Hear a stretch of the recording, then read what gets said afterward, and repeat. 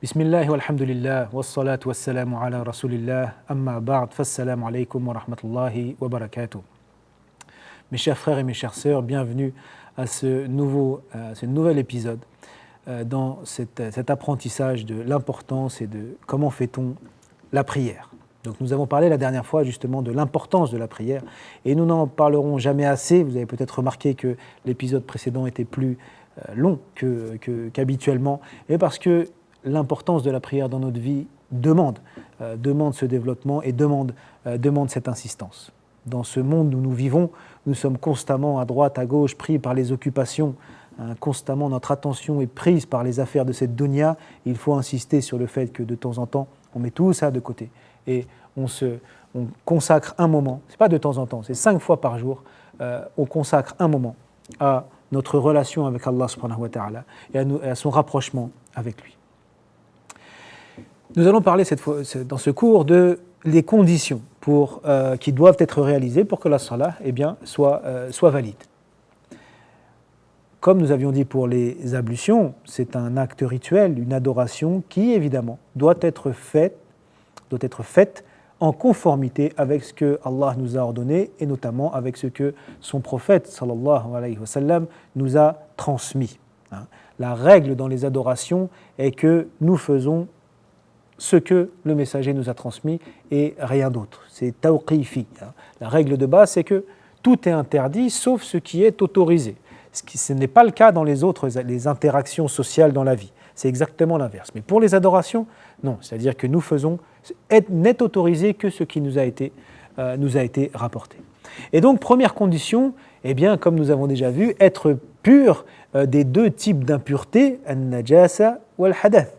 Être pur de ça, c'est-à-dire ne pas avoir d'impureté sur soi, donc sur ses vêtements, sur son corps, sur l'endroit où l'on va faire, l'endroit que l'on va toucher lorsque l'on fait la prière, et aussi être en état de pureté, c'est-à-dire avoir fait ces ablutions et ne pas avoir eu ce qui provoque l'annulation des ablutions, comme avoir fait ses besoins, etc., ce dont nous avons déjà parlé. Donc être en état de pureté rituelle et pur de toute souillure tangible et matérielle.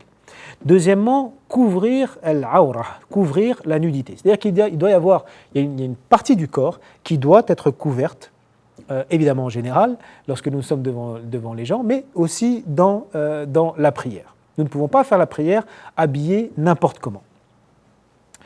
Déjà, les vêtements qui doivent être utilisés pour couvrir cette zone de pudeur, cette zone de nudité, ce doit être des vêtements qui ne sont pas moulants, qui ne sont pas collés, qui ne dessinent pas les formes du corps et qui ne sont pas transparents. Il faut que ce soit des vêtements qui couvrent, c'est-à-dire amples et pas transparents. Cette zone de pudeur, elle va changer, elle va varier en fonction de la personne. Pour les femmes, la zone de pudeur à couvrir est tout le corps, sauf le visage et les mains. C'est-à-dire qu'elle devra couvrir tout son corps avec des vêtements amples et non transparents, donc les cheveux, le cou, tout le corps, sauf le visage et les mains. Pour l'homme, la zone minimale à couvrir pour que la prière soit valide se situe entre le nombril compris, et les genoux compris. Quant à l'enfant, lui, ça n'est uniquement que ses parties intimes qui devront être couvertes, comme nous l'avons vu. Pour l'enfant, quand nous parlons d'enfants prépubères. Attention, la puberté n'est pas la majorité à 18 ans, c'est la puberté.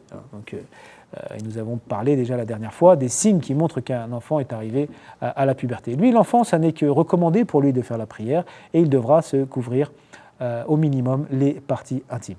Et Allah nous dit, Azza wa Jal, Ya bani Adama khudhu zinatakum 'inda kulli masjid.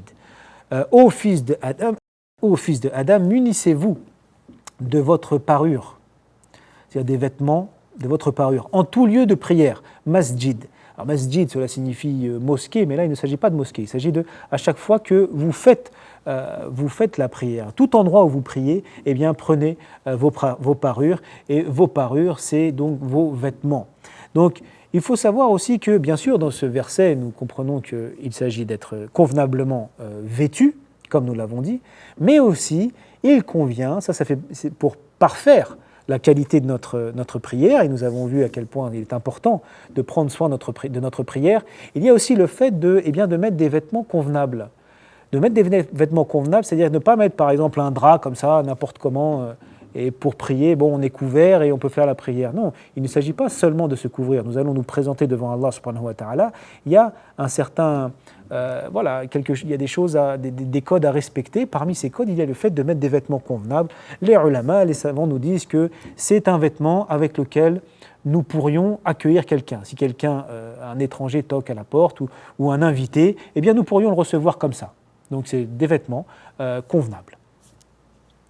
Troisièmement, donc être pur des deux impuretés. Deuxièmement, se couvrir les zones de pudeur qui doivent être couvertes. Troisièmement, se diriger en direction de la Mecque, en direction de la Kaaba, ce que l'on appelle al-Qibla. Al-Qibla, c'est donc la direction. Allah nous dit dans Surat Al-Baqarah وَمِنْ حَيْثُ خَرَجْتَ فَوَلِّ وَجْهَكَ شَطْرَ الْمَسْجِدِ الْحَرَامِ. De quelque lieu que tu sortes, dirige ton visage vers la mosquée sacrée. Donc la Qibla est la direction vers la Kaaba. La Kaaba, c'est la maison sacrée bâtie par Ibrahim alayhi salam et son fils Ismaïl alayhi salam, qui ont bâti cette mosquée à la gloire d'Allah et pour que Allah y soit adoré sans associé. Bien sûr, la Kaaba, malgré toute l'importance qu'elle a pour nous, elle a une très grande importance, mais nous savons que l'islam est absolument antinomique à l'association et à tout ce qui est idolâtrie. Donc elle-même n'est pas un objet d'adoration. Nous n'adorons pas la Kaaba, qu'Allah nous préserve d'adorer quoi que ce soit d'autre qu'Allah subhanahu wa ta'ala. Et adorer la Kaaba serait une forme d'idolâtrie. Donc non, c'est un symbole. La Kaaba est un symbole qui symbolise justement l'unicité d'Allah et qui permet aussi à tous les musulmans du monde, de l'Orient à l'Occident, eh bien tous, lorsqu'ils vont accomplir la prière, se tournent vers la même direction, vers la Kaaba, la première mosquée bâtie à la gloire de l'unicité d'Allah par le père des prophètes, Ibrahim alayhi salam. Alors, si une personne voit la Kaaba, c'est-à-dire qu'il est dans Masjidul Haram, dans la mosquée sacrée, et qu'il voit la Kaaba, alors là, il devra vraiment être précisément en direction de la Kaaba. Il ne faudra pas qu'il soit un petit peu dévié, il faut qu'il soit parce qu'il la voit. Mais autrement, lorsque l'on est ailleurs dans le monde et que l'on ne la voit pas, eh bien, il s'agira d'être en direction de la Kaaba sans une petite déviation n'est pas non plus préjudiciable. Le prophète sallallahu alayhi wa sallam a dit à ses frères aux Ansar, aux compagnons originaires de Médine, Ma bayna al-mashriq wal maghrib qibla. Ce qui est entre l'est et l'ouest est la qibla. Ça veut dire que nous avons une marge de manœuvre, mais il faut bien sûr quand même faire l'effort. Encore une fois, je le répète, mais je le répéterai jamais assez, que nous sommes entre le laxisme et l'extrémisme, le rigorisme. Il faut faire l'effort de se mettre en direction de la qibla, mais nous ne sommes pas à 1 ou 2 degrés près. Après la qibla, donc après la purification, après le fait de couvrir donc après la purification, après le fait de couvrir ces zones de pudeur et de se mettre en direction de la Kaaba, il y a l'arrivée du temps de la prière. Parce que l'obligation de la prière est liée à son temps. C'est ce que l'on appelle le sabab, c'est la cause la raison d'être, la cause qui va nous montrer, nous indiquer que ça y est, l'obligation de faire la prière doit être mise en application. C'est quoi ? C'est le début du temps de chaque prière. Ça n'est qu'une fois que le temps a commencé que la prière peut être faite. Accomplie avant son heure, la prière n'est pas valide. On ne peut pas accomplir une prière avant son heure. Alors, attention, il y a aussi cette confusion parfois qui arrive, c'est que faire la prière à l'heure, ça ne veut pas dire faire la prière à un moment fixe. Si la prière est à 13h, je dois la faire à 13h, sinon je ne l'ai pas fait à l'heure. Non.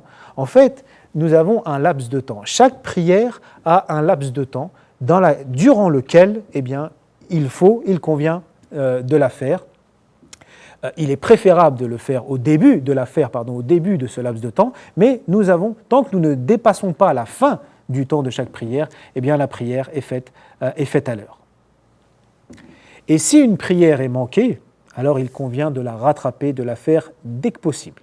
Si c'est parce que la personne dormait et qu'elle s'est réveillée, elle doit le faire dès le réveil, évidemment faire procéder à sa purification, aux ablutions, et rattraper la prière manquée dès que possible. Si c'est un oubli, ce qui peut arriver, eh bien dès qu'elle y pense, dès qu'il est possible de rattraper une prière manquée, il faudra la rattraper.